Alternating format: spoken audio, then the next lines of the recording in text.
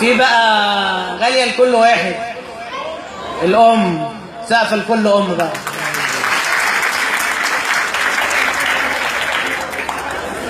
طبعا كام سنة كده لما الواحد كان شباب يعني، كان مش هتجيب هدية لماما وكده، فأنا رحت كاتب لها قصيدة، ما كانش فيه فلوس يعني. عملوا لهم قصيدة.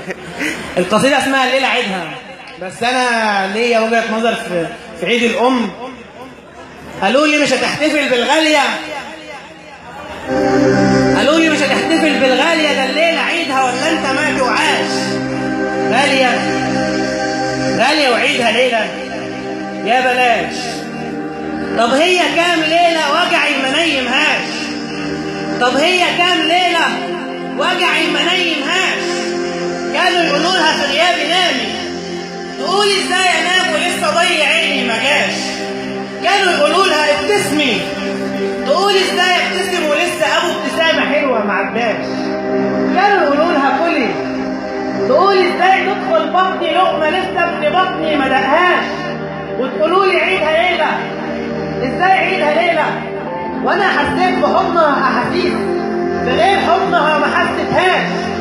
وكل اللي شفته بعيد عنها كذب ونفاق عشان دنيا ما تسواش. ولما كنت لسه في الشعر بيبي يا دوبك بجمع حروف، كنتوا تقولوا لي شعرك ما يسواش. كانت تسقف لي وتاخدني في حضنها وتقول عاش ابني عاش. فازاي يكون عيدها ليلة، فازاي يكون عيدها ليلة وانا لو شلت على كتافي وطفت بيها الكعبة 70 ما وفقهاش. ازاي عيدها ليلة والجنة تحت رجليها، ازاي عيدها ليلة والجنة تحت رجليها.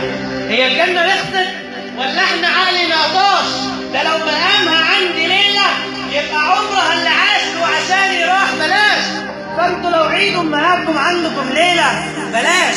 انا عيد امي ابتدى من يوم ما اتولدت ولسه ما انتهاش.